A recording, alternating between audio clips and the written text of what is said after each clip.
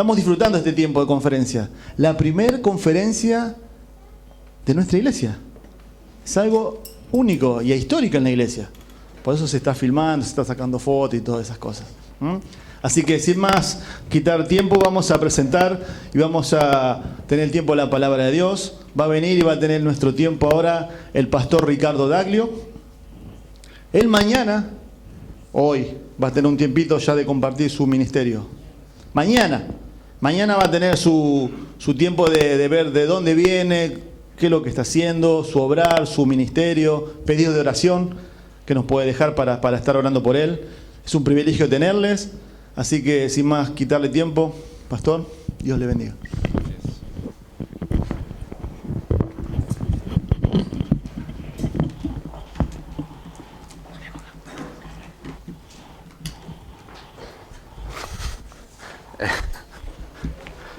¿Puedo sacar esto?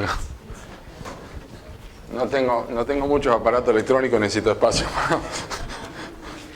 Todavía no he llegado a la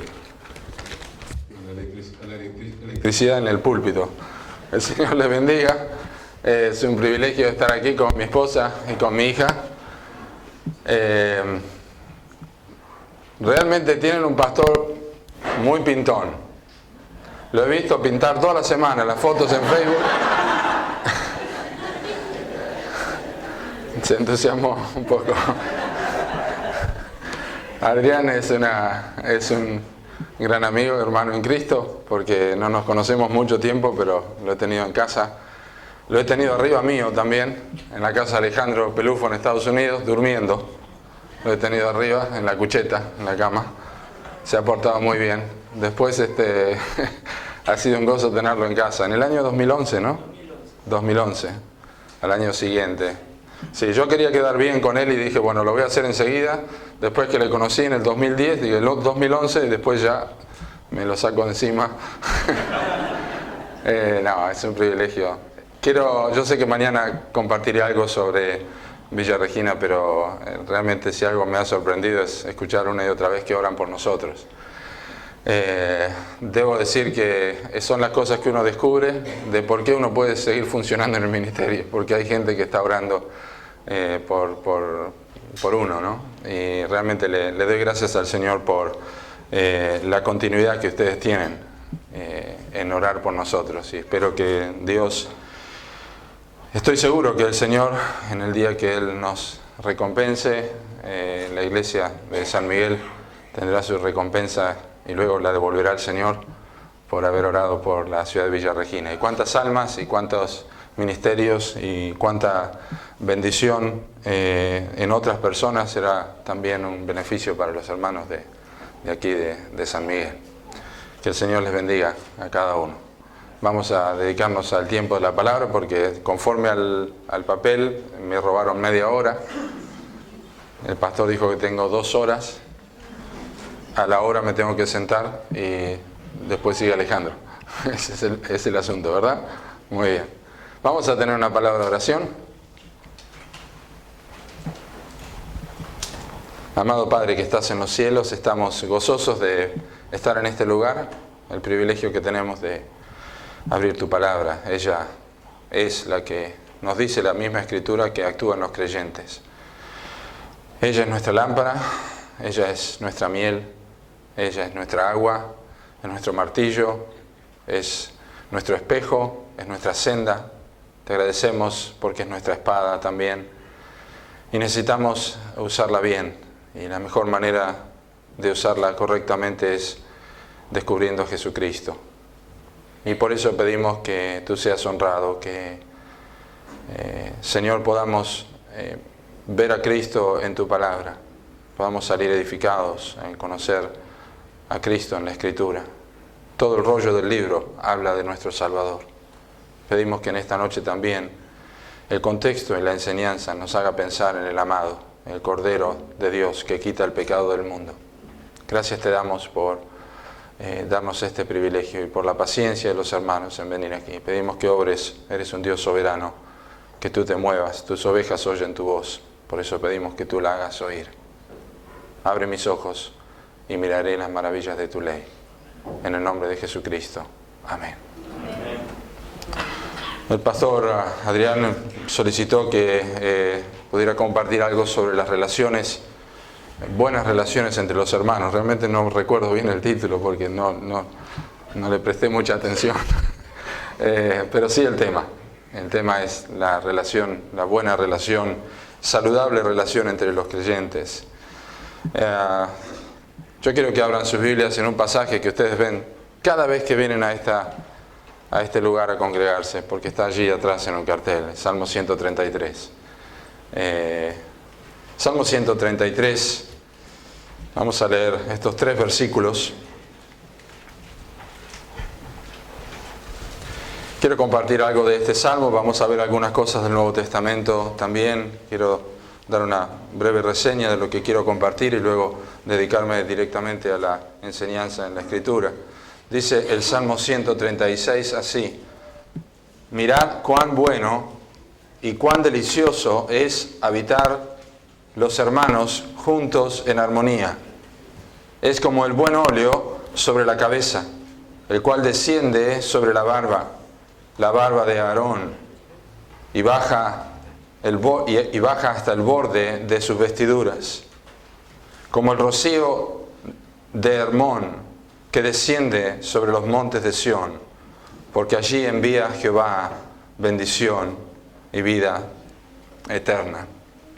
Quisiera compartir 4 cosas, una de ellas dos de ellas surgiendo de este pasaje que hemos leído y otras del Nuevo Testamento. Yo quiero compartir con ustedes la ilustración bíblica sobre la unidad en la iglesia, la importancia histórica de la unidad de la iglesia, la instrucción apostólica sobre la unidad de la iglesia y los impedimentos a la unidad de la iglesia. Como verán, son 4 puntos de los 7 que dio el pastor Alejandro, así que estoy teniendo un poco más de ventaja. Bendecido por la enseñanza en esta noche también. El Salmo 133 es parte de un grupo de salmos compuestos por el rey David, que cantaban los israelitas cuando subían 3 veces al año a adorar al Señor. Estos salmos abarcan probablemente desde el Salmo 120 hasta el Salmo 134. Por lo tanto, el Salmo 133 es el anteúltimo salmo y es un salmo espectacular, porque es el lugar más alto, el pináculo de la experiencia de las personas que iban a adorar a Jerusalén. Es el momento donde ellos expresaban, a través de este salmo inspirado por el Espíritu Santo, expresaban lo que ellos realmente sentían. Este salmo expresa específicamente la voluntad de Dios para el pueblo de Cristo, mirándolo desde la óptica del Nuevo Testamento. Lo que Dios quiere para la iglesia es realmente el propósito de Dios para con su pueblo, que nosotros tengamos una relación y una adoración genuina y una unidad genuina que solamente la puede producir el Espíritu Santo de Dios. Esto no es una utopía. En muchos lugares es una utopía, algo que nunca puede cumplirse, algo que nunca llega a realizarse. Pero esta es la voluntad de Dios a través del Espíritu Santo expresada en las Escrituras. Que los hermanos habiten juntos en armonía. Y quizá algunas preguntas nos ayudarían a introducirnos en el tema y entender un poquito más lo que estoy tratando de expresar. Pero ¿qué contestaríamos nosotros a la pregunta: ¿cómo se siente usted cuando va a la iglesia? ¿Qué hacen en la iglesia? Bueno, nosotros cantamos, escuchamos la palabra de Dios. ¿Y cómo se siente usted al ir a la iglesia? Bueno, me siento bien. Bueno, pero ¿qué significa para usted la iglesia? Usted tiene que describir cuando sale de un restaurante y ha probado una comida. ¿Qué diría? ¿Se come bien? No, usted explicaría de qué se trata lo que comió. ¿Qué sabor tenía? ¿Qué color tenía? ¿Qué es lo que pidió? ¿Cómo le favoreció? ¿Qué le gustó a su esposa? Si fue con otra persona. Y usted describe específicamente. Esto es lo que está haciendo el Salmo. El salmista está diciendo: mirad cuán bueno y cuán delicioso es habitar los hermanos juntos en armonía. Y dice: es así. Y da 2 descripciones. Y estas 2 descripciones son sublimes. Son sencillas, son simples, pero son sublimes. Las relaciones sanas entre los hermanos de la congregación solamente serán posibles en la medida en que comprendamos el lugar que ocupa la unidad. Escuchamos hace un momento y quiero reiterar lo que el Señor Jesús, cuando oró en Juan capítulo 17, uno de los temas fue la oración, fue por la unidad de la iglesia. Y el amor entre los discípulos del Señor era una de las características que Cristo dijo que las personas conocerían a Él, conocerían que son discípulos de Cristo por el amor que tuvieran entre ellos. La unidad no es un tema pasajero, no es un tema sencillo, no es un tema que nosotros podemos dejarlo de lado, no es un tema que podemos simplemente mencionarlo con palabras y decir, bueno, es buena la unidad de la iglesia, claro que estamos unidos, somos hermanos en Cristo. La unidad es mucho más que eso. La unidad, de acuerdo a este salmo, es una experiencia que se vive, es algo que se palpa, algo que se percibe en la iglesia, algo que se debe practicar en la iglesia. Y el salmista dice aquí en este versículo, mirad cuán bueno y cuán delicioso es habitar los hermanos juntos en armonía. Y la primera expresión, o lo que nos dice este versículo, es que este es un asunto que llama la atención. Es un asunto que llama la atención. Y la expresión del salmista es, mirad cuán bueno. Palabras comunes, no son palabras comunes. La primera vez que se usan estas palabras en la Biblia es en Génesis capítulo 1. Ustedes recordarán cuando Dios creó los cielos y la tierra y fue creando las cosas día por día. Dijo, y vio Dios lo que había hecho y dijo que era bueno. Y al otro día dijo que era bueno. Y después dijo que era bueno en gran manera cuando había terminado todas las cosas. Mirad cuán bueno. Génesis, la creación de Dios, fue una creación perfecta. Lo que está diciendo el Salmo es que hay una relación perfecta que solamente es posible en la iglesia de Cristo. Las Naciones Unidas, las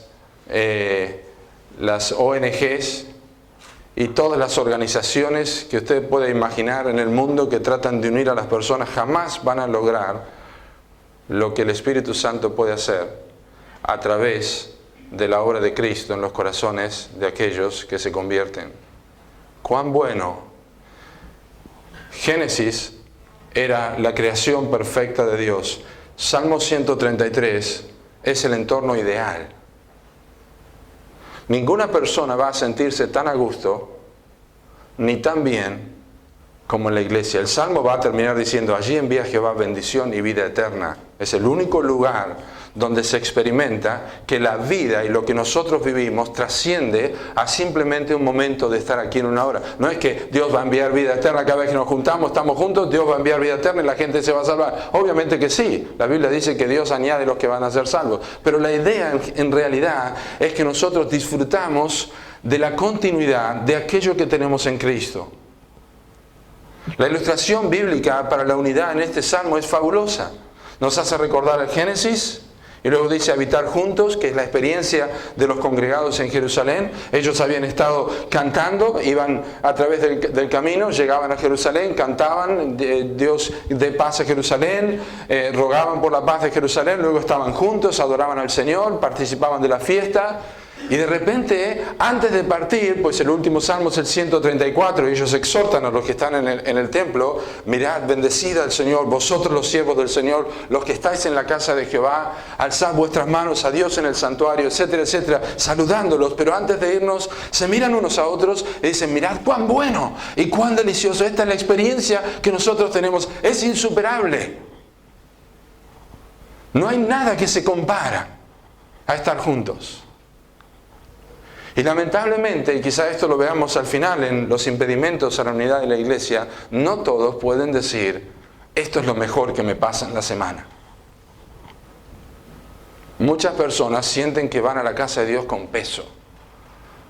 Muchas personas sienten que prepararse para ir al culto, que para participar de las reuniones es un peso, ya no es una alegría. La iglesia no va a funcionar de esta forma. Y lo que está allí atrás puesto será más una condenación que una bendición para aquellos que no disfrutan y no entienden lo que esto significa. Habitar juntos en armonía es la experiencia de la congregación controlada, guiada por el Espíritu Santo, alimentada por la palabra de Dios. Hay dos ejemplos vitales aquí en el Salmo 133, después de esta expresión, mirad cuán bueno y cuán delicioso es. Hay dos ejemplos vitales, y la característica, porque es un salmo, es una expresión poética, la característica general de estas dos cosas y lo que comunica el pasaje es que es algo que viene de arriba hacia abajo.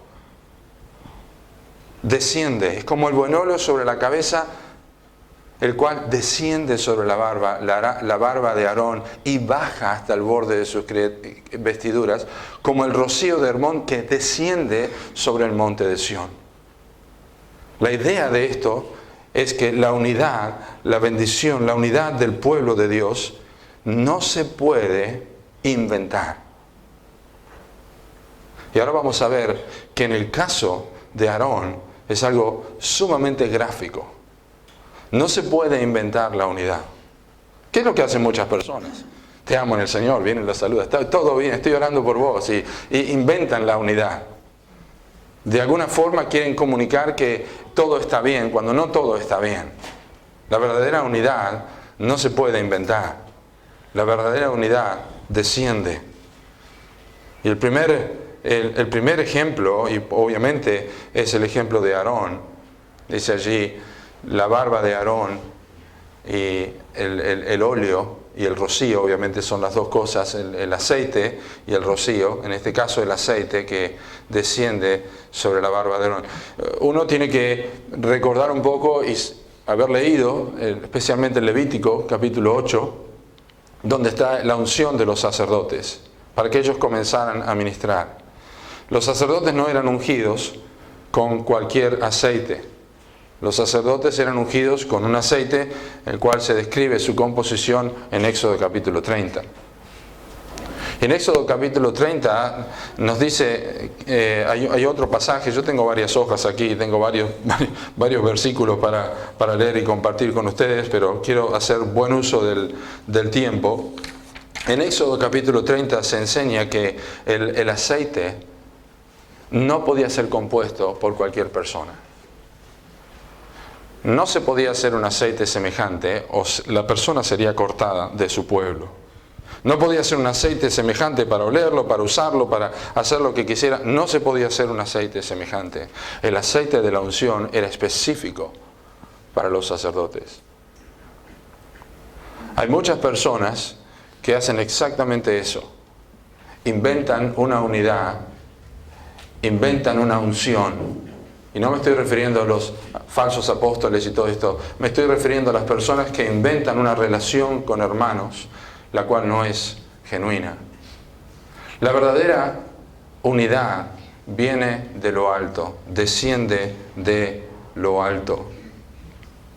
Y noten con atención que el versículo dice que va sobre la barba de Aarón y baja hasta el borde de sus vestiduras. ¿Saben cómo era la vestidura del sacerdote? Tenía 2 piedras con 6 nombres de cada lado y después tenía un pectoral con los 12 nombres de las 12 tribus de Israel. Puede usted ver el óleo, el aceite descendiendo por la cabeza, la barba de Aarón y pasando por todos estos nombres y bajando hasta el borde de sus vestiduras.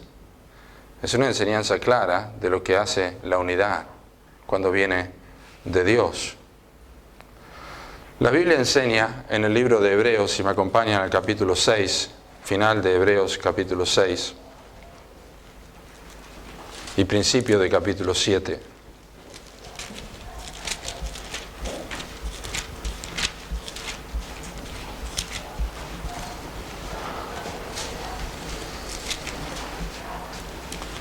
El libro de Hebreos es un libro muy particular para recordarnos la grandeza y la superioridad de Cristo como sumo sacerdote.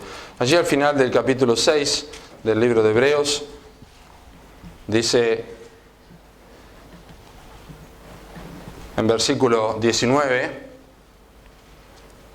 hablando de la esperanza puesta delante de nosotros, dice: la cual tenemos como segura y firme ancla del alma y que penetra hasta dentro del velo, donde Jesús entró por nosotros como precursor hecho sumo sacerdote para siempre, según el orden de Melquisedec.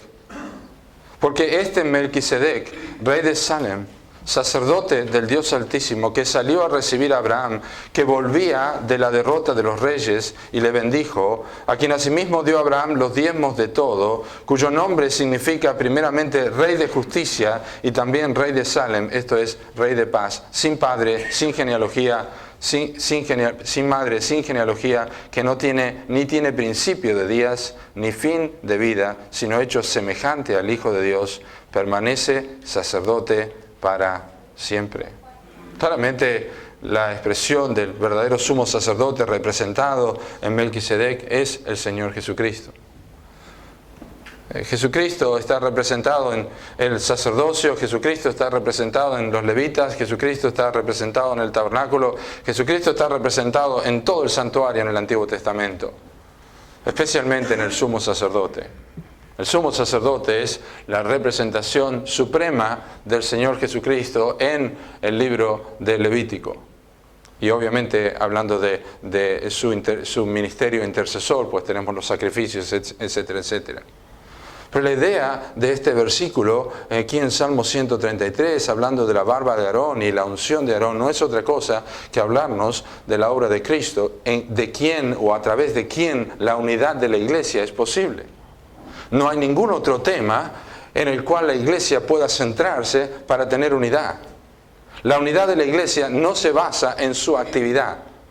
La unidad de la iglesia no se basa en la cantidad de aulas para escuela dominical que tiene, ni el programa de escuela dominical. La unidad de la iglesia no se basa en su capacidad o técnica para evangelizar. La unidad de la iglesia no se basa en la cantidad de hombres que tiene para el estudio bíblico. La unidad de la iglesia no se basa en ninguna otra cosa que no sea el Señor Jesucristo. Por eso Cristo dijo, si estoy yo en medio, donde hay 2 o 3, es suficiente. No se basa en la cantidad de gente, no se basa en la calidad de las personas. La unidad de la iglesia se basa en la persona de Jesucristo. La predicación que exalta a Jesucristo. Las vidas que exaltan a Jesucristo. La característica de los ancianos que el pastor Alejandro compartió, que no están pensando en sí mismos, sino que están pensando en otros, que es una característica del anciano, y bien mencionado de Filipenses capítulo 2, que no está escrito a ancianos, está escrito a la iglesia de Cristo tiene que pensar en el prójimo. Y esto es Cristo visto en nosotros, que es la esperanza de gloria. La única unidad posible en la iglesia de Cristo es que usted, sentado donde está, pueda examinar su vida y pensar si Cristo es lo más importante en sus metas, en su corazón, en el amor a su esposa, en el respeto a su esposo, en la crianza de sus hijos, en la oración por su iglesia, en el amor por los perdidos. Cristo es lo más importante. Cuando Pablo dijo, con Cristo estoy juntamente crucificado y ya no vivo yo, mas vive Cristo en mí. Esto hizo de Pablo el hombre más pacificador, el hombre más unificador, el hombre más valeroso en poder decir la carga, la preocupación por las iglesias se agolpa sobre mí siempre. Pablo estaba enamorado de Cristo. Y esto hizo que él escribiera como ningún otro apóstol sobre la unidad. Este es nuestro sumo sacerdote. Es Aarón, aquí. Cuando nos habla de la unción del aceite que desciende sobre la barba de Aarón, baja hasta el borde de sus vestiduras. Abarca todo esto, hasta lo último, hasta lo más bajo.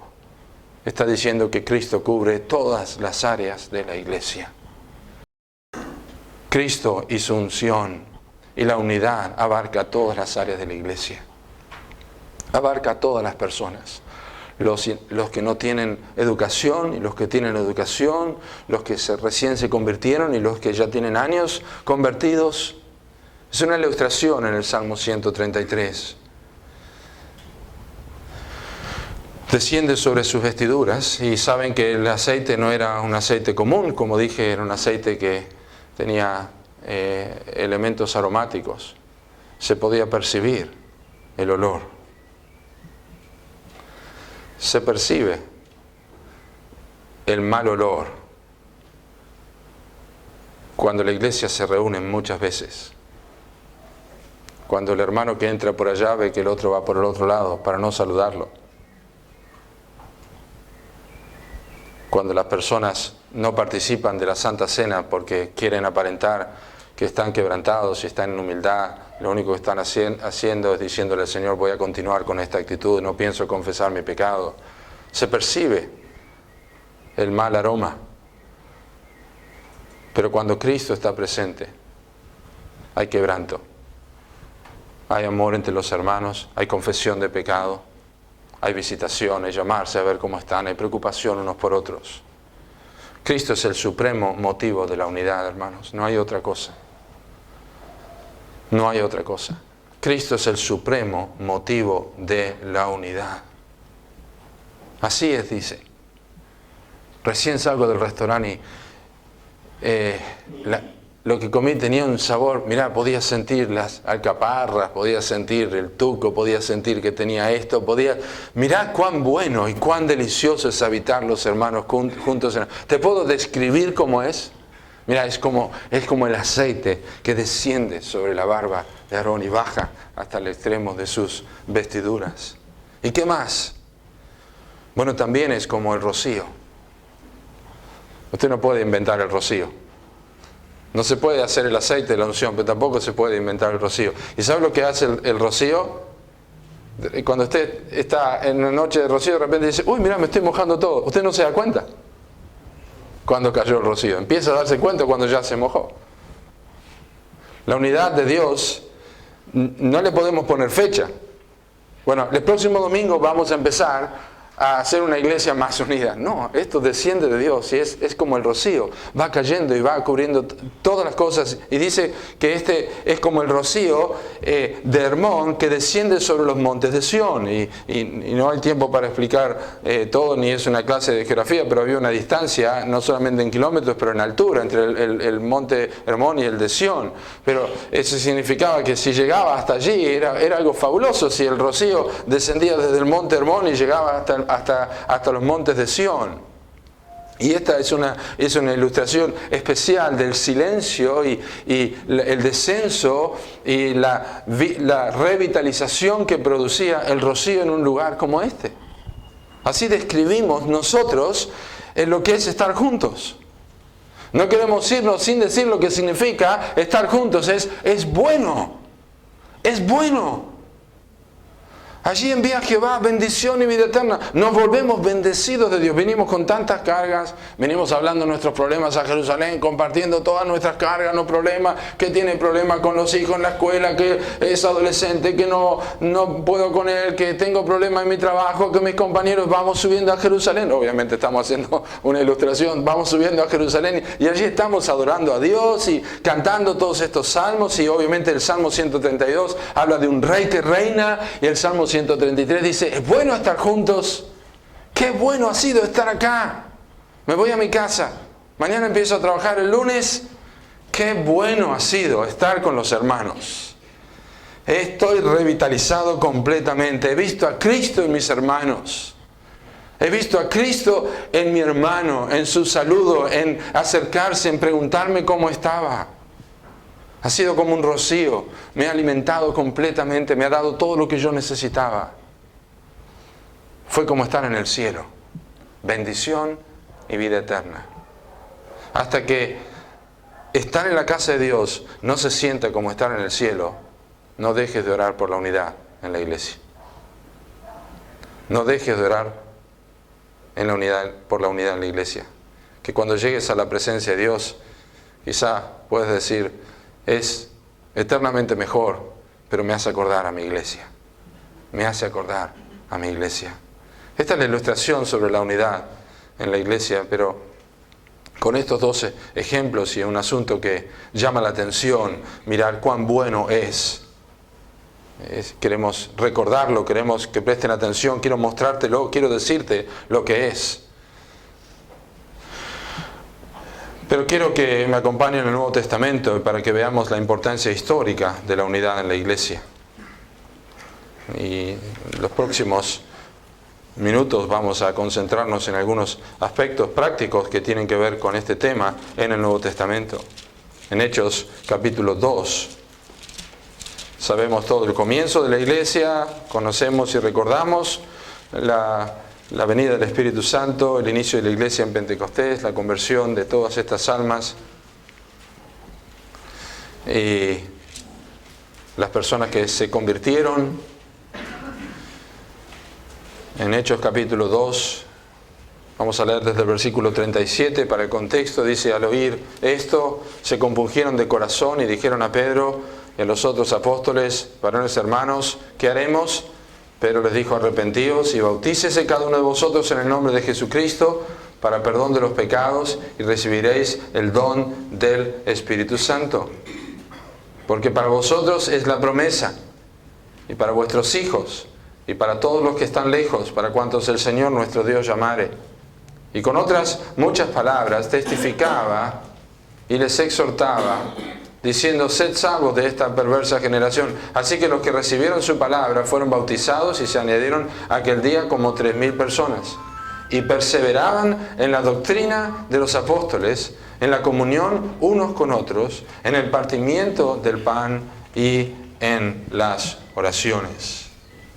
Noten la importancia histórica de la unidad de la iglesia.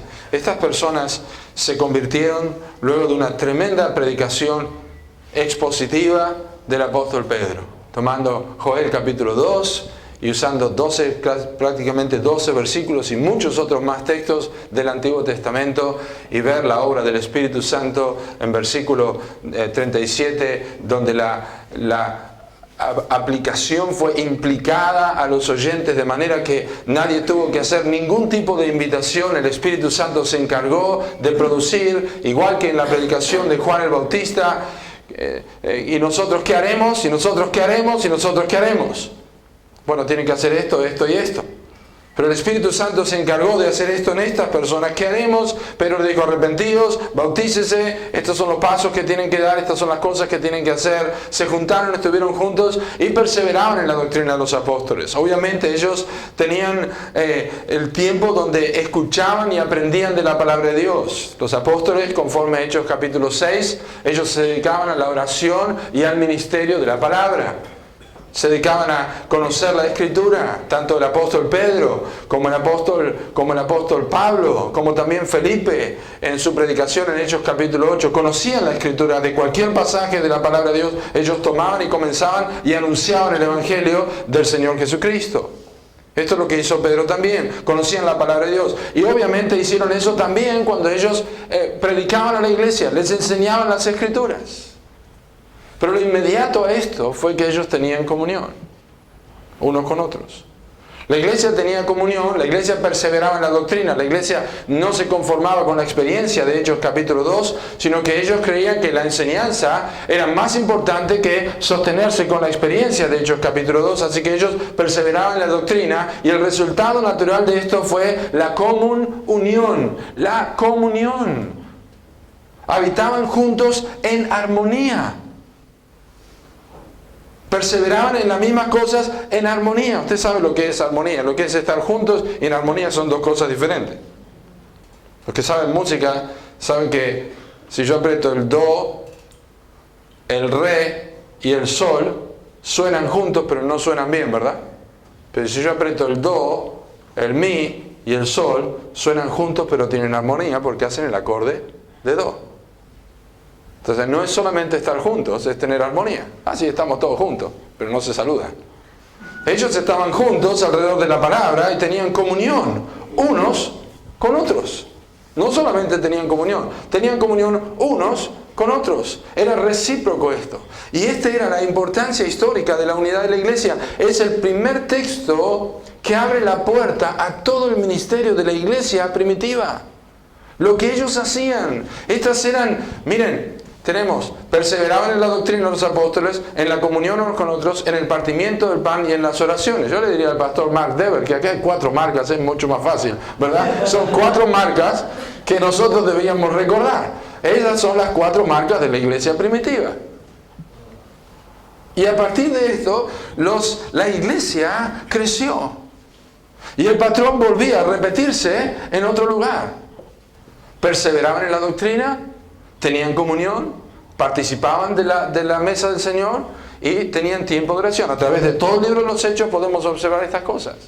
Cada primer día de la semana se reunían los discípulos a orar, a partir del pan. Pablo enseñaba hasta altas horas de la noche. Tenían oración la iglesia. Hechos capítulo 12. Hacía sin cesar oración a Dios por Pedro. Están esos principios repetidos a través de todo el libro de los Hechos. Así que preocúpese por estas 4 marcas antes de alcanzar las otras, porque estas son las que están aquí en el libro de Hechos. Una de ellas es la comunión. Y no trate de pasarla por alto, porque es la segunda en importancia. Y es la segunda que por decantación ocurre, porque la predicación de la palabra del libro de los Hechos era Cristo resucitado. La predicación de Hechos era Cristo resucitado. Cristo el Rey de Gloria. Eso unía a las personas. Eso unía a los creyentes. Eso les animaba a estar juntos. Era Cristo. En tercer lugar, la instrucción apostólica sobre la unidad de la iglesia. Y quiero que me acompañen a Efesios capítulo 4. Efesios capítulo 4. Y me gustaría detenerme un momento más aquí sobre este tema.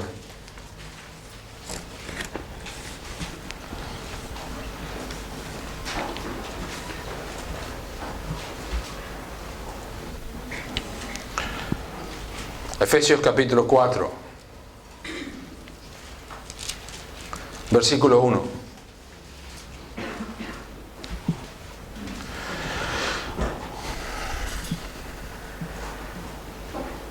Yo pues, preso en el Señor, os ruego que andéis como es digno de la vocación con que fuisteis llamados, con toda humildad y mansedumbre, soportándoos con paciencia los unos a los otros en amor, solícitos en guardar la unidad del Espíritu en el vínculo de la paz, un cuerpo y un espíritu, como fuisteis también llamados en una misma esperanza de vuestra vocación. Un Señor, una fe, un bautismo, un Dios y Padre de todos, el cual es sobre todos y por todos y en todos. Pero a cada uno de nosotros fue dada la gracia conforme a la medida del don de Cristo. No vamos a exponer todo este pasaje, pero simplemente es un pasaje importantísimo en el Nuevo Testamento sobre la unidad. Es importante porque destaca las 2 cualidades de las que Cristo dijo: aprended de mí que soy manso y humilde de corazón. Son las primeras características aquí, con toda humildad y mansedumbre. Pero déjenme mencionarles esto. Y sé que lo han escuchado porque estoy seguro que se ha enseñado esto. Los 3 primeros capítulos de Efesios hablan de doctrina o enseñanza. Y el capítulo 4 es la práctica, es la primera expresión de yo pues os ruego que andéis. Eso es obediencia, eso es la práctica de lo que se aprendió en los primeros capítulos. Es la puesta en práctica de la enseñanza. Pero quiero destacar esto. Capítulo 4 de Efesios nos dice que esta es la única manera en que la iglesia debe funcionar. No hay otra opción. No hay otra alternativa. La única manera, la manera en que la iglesia debe funcionar es, y cada creyente es como enseña 4 en adelante. Conforme a todo lo que uno aprendió, conforme a todo lo que uno recibió, conforme a todo lo que uno vio, ser elegido desde antes de la fundación del mundo, recibir el Espíritu Santo, que es las arras de nuestra herencia, la garantía en nuestras vidas, ser el cuerpo de Cristo, es la cabeza, haber sido levantado de entre los muertos, habiendo estado siendo arrastrados por la corriente de este mundo, siendo ahora parte de la iglesia, siendo parte de una familia, siendo parte de un edificio, siendo la expresión vívida de un misterio que estaba oculto desde los siglos en Dios. Todas estas características hacen que nosotros debamos entender que necesitamos vivir de una sola forma. No se puede escoger. Miren, el buen matrimonio, todo lo que enseña este pasaje sobre el buen matrimonio, 4 al 6, sobre un buen matrimonio, sobre el cuidado de la lengua, sobre andar en luz, sobre criar los hijos, sobre ser un buen empleado, sobre ser un buen patrón, sobre tener la armadura de Dios. Todas estas características comienzan en Efesios capítulo 4. Las personas pasan por alto todo esto y quieren llegar a la armadura de Dios y quieren llegar a la llenura del Espíritu Santo, pero olvidan que hay un principio aquí. Yo pues os ruego que andéis como es digno del Señor. No hay otra manera de caminar, no hay otra manera de practicar la vida cristiana. No hay alternativa posible. La única respuesta que Dios espera en el matrimonio, en el hogar, en los hijos, en los padres, en el trabajo, en los empleados, en los patrones, es responder a estas cosas andando como es digno del Señor. En una unidad de la cual nosotros, dice la Escritura, debemos guardar. Ha descendido como el rocío y ha descendido como el aceite. Nosotros somos responsables por guardarla, no somos responsables por inventarla. No la podemos inventar y si lo hacemos vamos a tener un problema. Porque no vamos a tener la bendición de Dios. No podemos vivir la vida cristiana pensando cómo será todo en la presencia de Dios, porque sabemos que será glorioso. Él quiere que vivamos ahora como si estuviéramos allí. Y para eso precisamos saber cómo hacerlo y lo que Dios espera de mí. Y lo que Dios espera de mí es lo que dice este pasaje. Con toda humildad y mansedumbre, soportándoos con paciencia los unos a los otros en amor, solícitos en guardar la unidad del Espíritu en el vínculo de la paz. La solicitud en guardar aquello para lo cual Cristo dijo que estaba orando, para que la gente conozca que había sido enviado por Dios. Nosotros somos los canales por medio de los cuales las personas van a conocer el Evangelio y van a conocer a Cristo. Tenemos que tener esta solicitud. Y lo que implica esta solicitud es que yo voy a tener, entre otras cosas, que tener humildad y mansedumbre, que es la cualidad del corazón del mismísimo sumo sacerdote, Aarón, el Señor Jesucristo. Aprended de mí, que soy manso y humilde de corazón. La instrucción apostólica claramente sobre la unidad de la iglesia en Efesios 4 es esta unidad. No hay otra cosa. No podemos inventarla, no debemos descuidarla y debemos practicarla. Pero obviamente, en cuarto lugar, quiero compartir con ustedes acerca de los impedimentos a la unidad de la iglesia. Los impedimentos a la unidad de la iglesia. Y no vamos a ir a otro pasaje, vamos a ir aquí a Efesios capítulo 4, comenzando desde el versículo 17.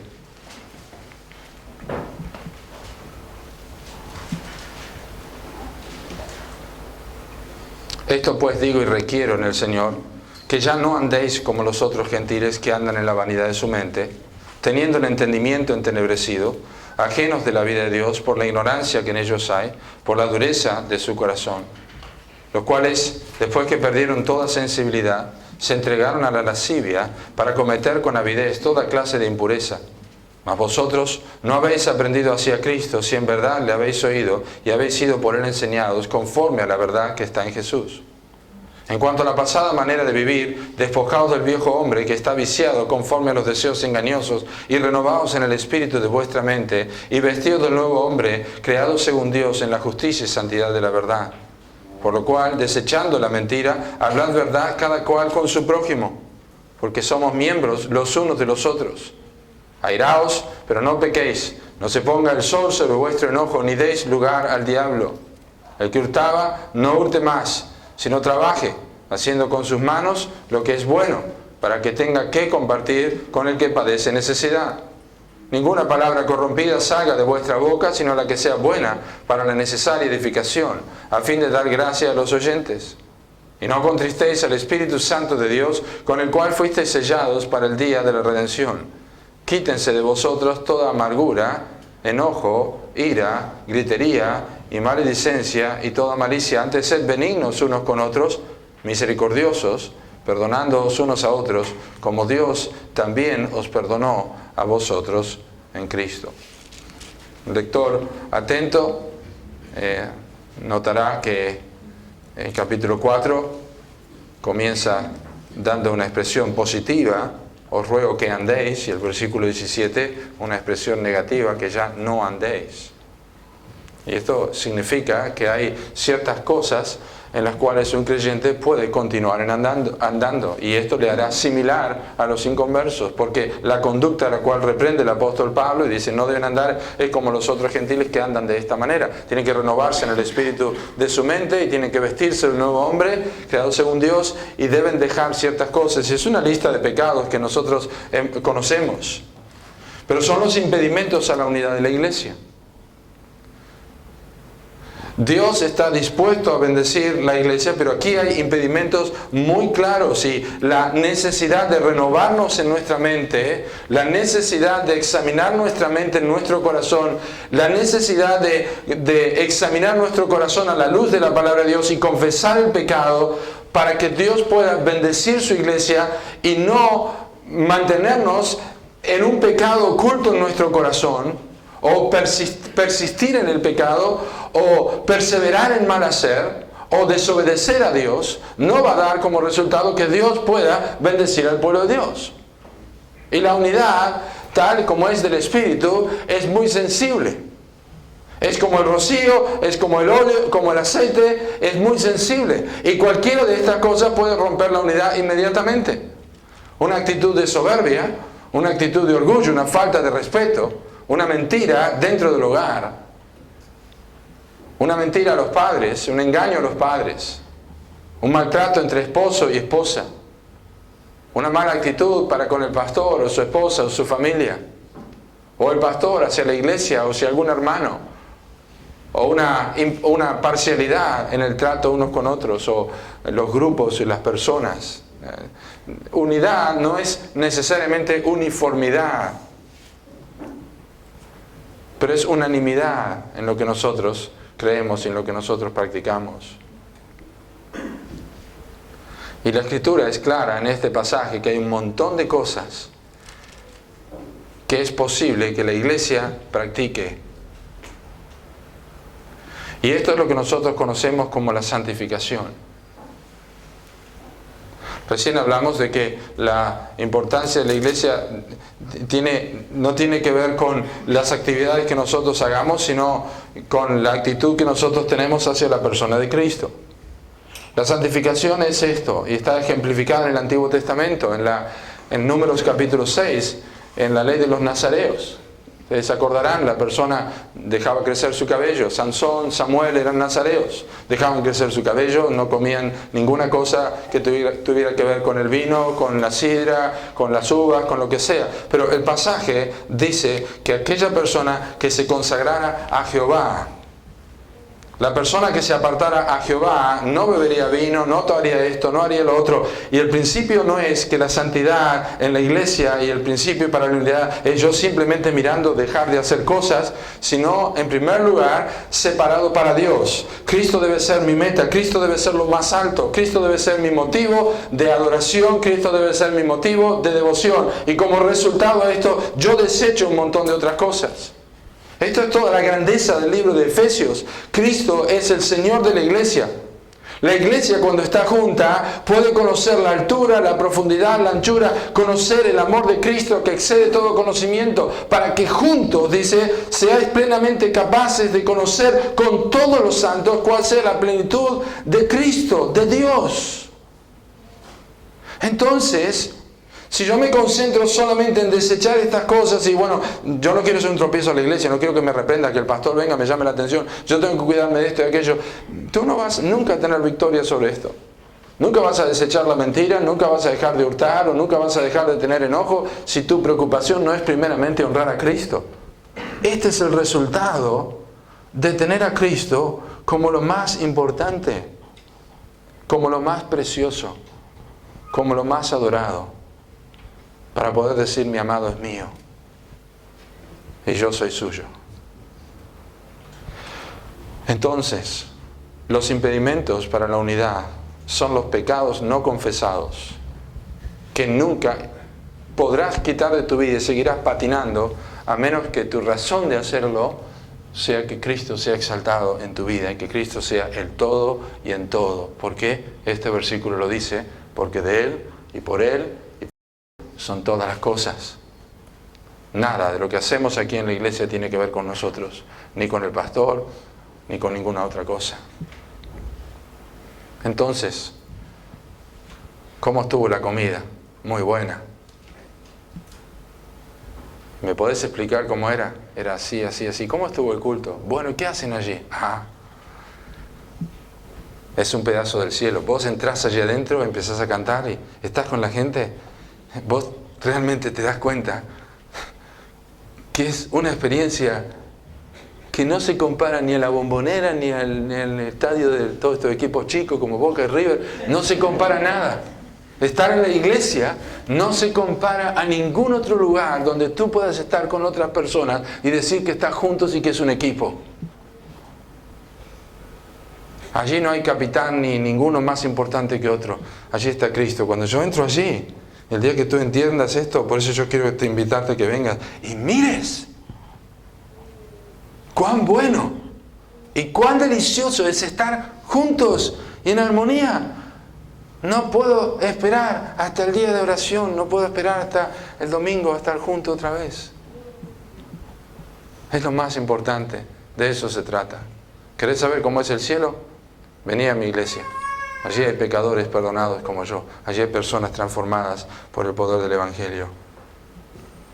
¿Saben? Cuando nosotros hemos venido algunas veces cuando vivíamos en Uruguay, íbamos a Villa Regina a visitar a los familiares, pero cuando venimos también para acá, se han ido por la ruta 33, se han pasado por Tornquist en verano, de repente hay una explosión de amarillo. Y uno dice, mirá, girasoles. ¿Han visto? ¿Alguien ha estado por esa zona? Lleno de girasoles. Sé que hay en otros lugares también, no solamente allí, pero lleno de girasoles. Y uno los ve y todos están apuntando hacia el mismo lado. Eso es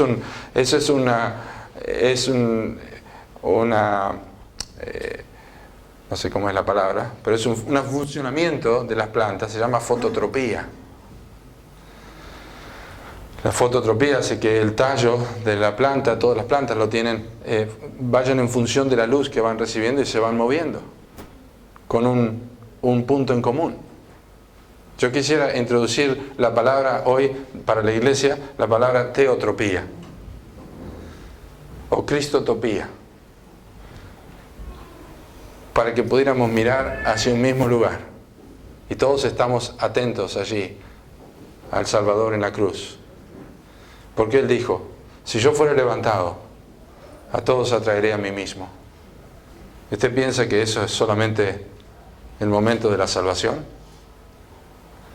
Si usted no sigue viviendo el Evangelio en su vida y la cruz de Cristo no es lo más importante todos los días, usted comenzará a mirar al costado y usted comenzará a ver los problemas y las otras personas van a empezar a ver sus problemas también.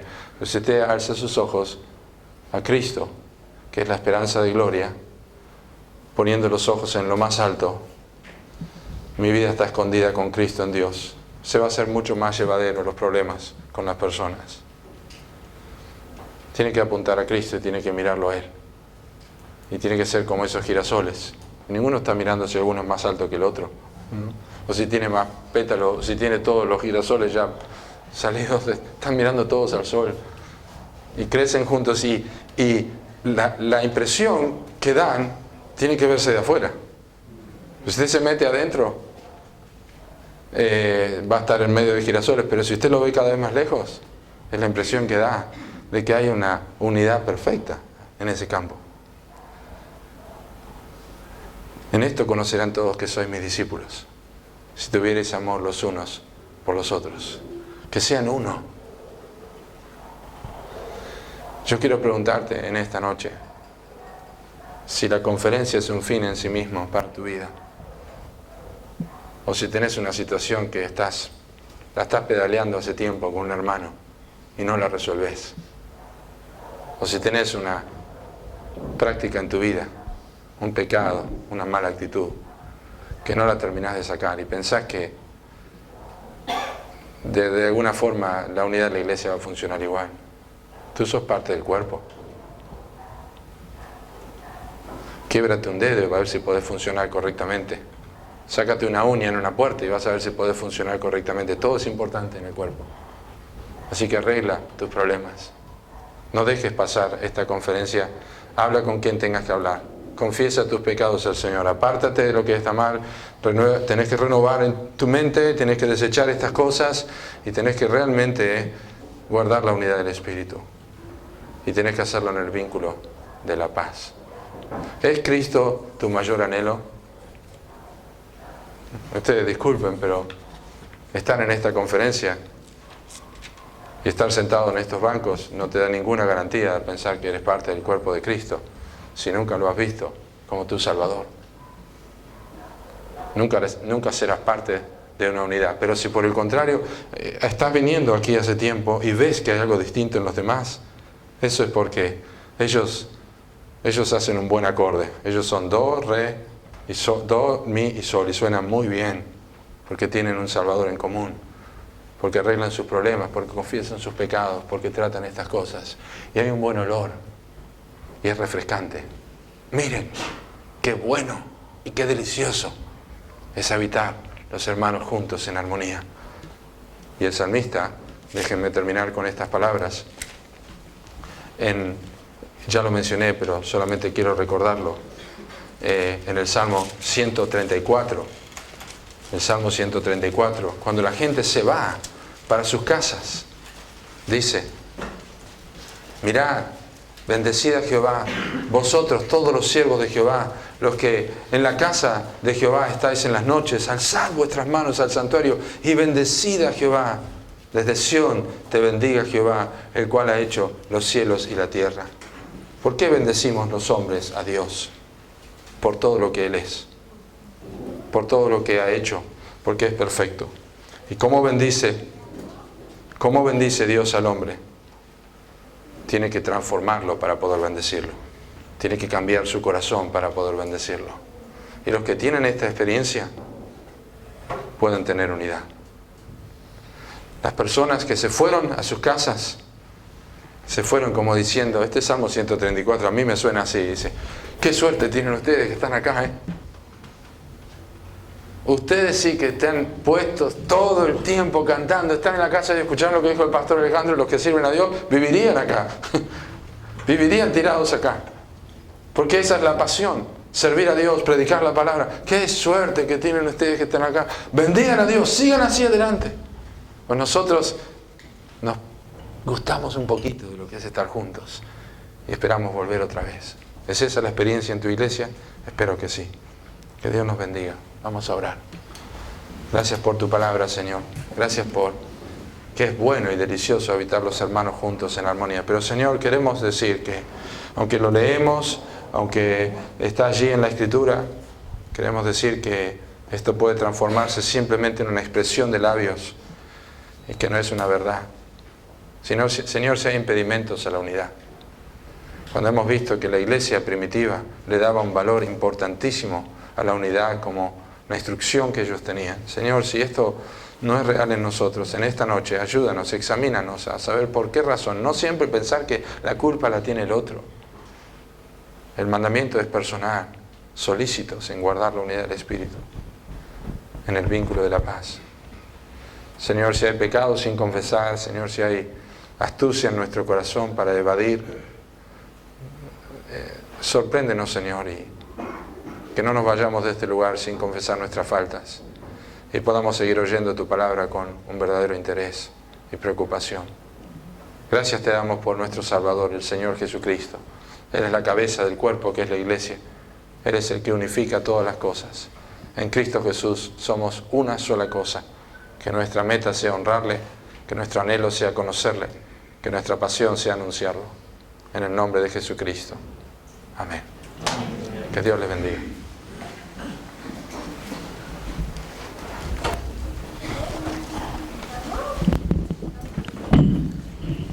Muchas gracias, pastor. ¿Están disfrutando? Hermanos, para eso hemos orado. Una iglesia conforme al diseño de Dios, para que valoremos nuestra iglesia. Y la iglesia, como dice Pedro, son las piedras vivas. Es el que tenés al lado y tenés atrás. No dejes de valorar como ha pasado en nuestra iglesia, hermanos queridos que han partido a la presencia del Señor. Y y no están más. Los veremos por la eternidad, pero se les extraña. Que Dios nos siga hablando y Él es su obra, como dijo el pastor Daglio, ¿no? Hay algo que arreglar, hay algo que confesar. Hermanos, para esto estamos orando. Ese es el propósito. La iglesia, amamos la iglesia. Por eso queríamos una conferencia de la iglesia, no para pastores, que sí que estamos disfrutando los pastores porque estamos recibiendo comida. Pero hermanos, la iglesia es el plan de Dios en la tierra. Eterno, eterno.